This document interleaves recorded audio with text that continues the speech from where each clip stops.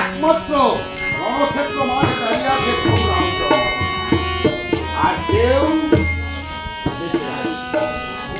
কথায় আছে না, আই বড় বন্ধু বড় ঘরে কেউ নয়, ভবে আসছো একা, চাইতেও হবে একদিন একা। ভবের মাঝে ভবের হাটে দাঁড়িয়ে আছে একমাত্র প্রভু রামচন্দ্র। বাপের শোকে দুঃখে আত্মহারা হয়ে বলেছে, ভারতয় এখনো বলছি আমাদের করতে রক্ত ছেড়ে আমার বীরত্বের কথা জানিস না। সে বলেছে, হে রামচন্দ্র, তোমার আর বিরক্ত দেখে কাজ নাই, অন্তত পক্ষে অযোধ্যার বংশে বাদি দিতে তুমি অযোধ্যায় ফিরে যাও।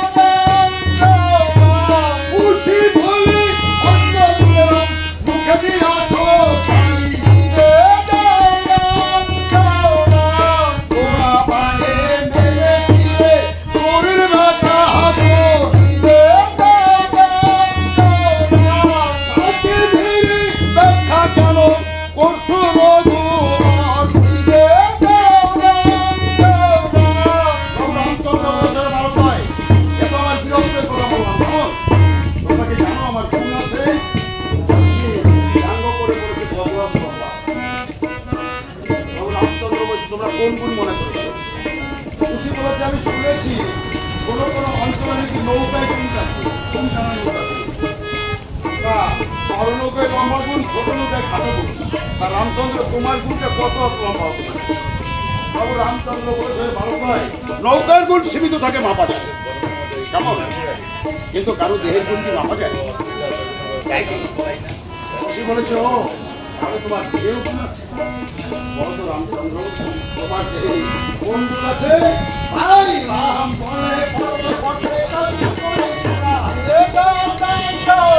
খুশি বলে একখানা ভাড়া আসতে পারি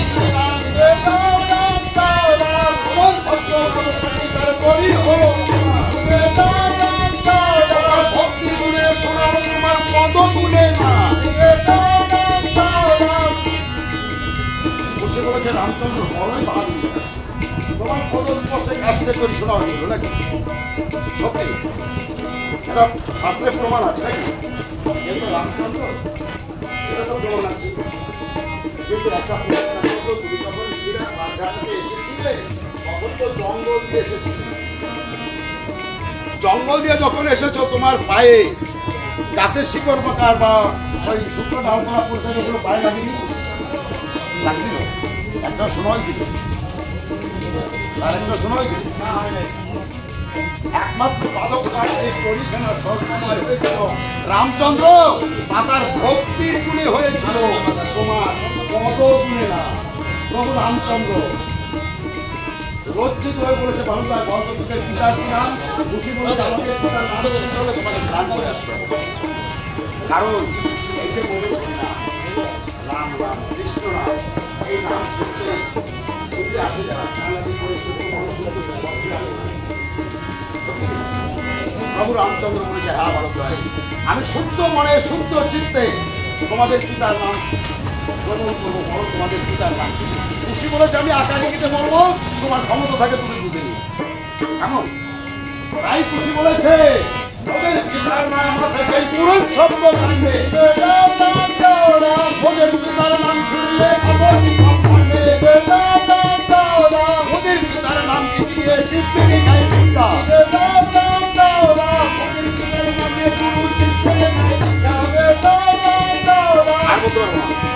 হাতে একদম সময়।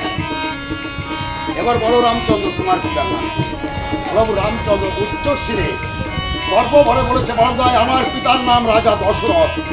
দশরথ কোন দশরথ? প্রভু রামচন্দ্র অবাক হয়ে গেছে। প্রভু রামচন্দ্র বলেছে, তোমরা কি আরো কোনো দশরথকে চেনো নাকি? খুশি বলেছে, একজন আর দুইজন, আমি চারজন দশরথ।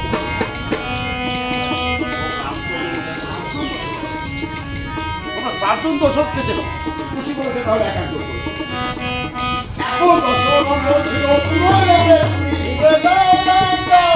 অকারণে বোধে ছিল নামে সিন্ধুরি, আর এক দশরথ ছিল নির্ভীকতা শুনে জ্যেষ্ঠপুত্র রামচন্দ্রকে নিয়ে আর এক দশরথ ছিল বিয়ার বর্ম করা বাড়ির পুত্র থাকতে না হয়ে আরেক দশরথ ছিল বিয়ার মর্মঘাত পরশুরামের ধনুক বয়ে মাথায় পড়লো ঠাক। এইবার বড় রামচন্দ্র, এই যে চারজন দশরথ নাকি, এর ভিতরে কোনজন তোমার বাবা, তোমার পিতার ভিতরে কোনজন? প্রভু রামচন্দ্র লজ্জিত হয়ে বলেছে, বালকদায় পিতা আমার একজন, তবে তিনি চারটি কর্ম করেছিলেন কিনা তাই সে তার নামে খ্যাত হয়েছে। খুশি তখন তার উপরে বলেছে, না না, আমার মনে হয় তুমি ওই চার পিতার এক ছেলে। এই কথা বলে তুমি সেই বালক ধনক ধরেছে ব্রহ্ম সনাতন রামচন্দ্র দুই বালকের মাথায় গিয়ে হলো স্বর্ণপতি খুশি লববান ছেড়েছে নামে প্রদক্ষিণ করিয়া রামের চরণে ঢালে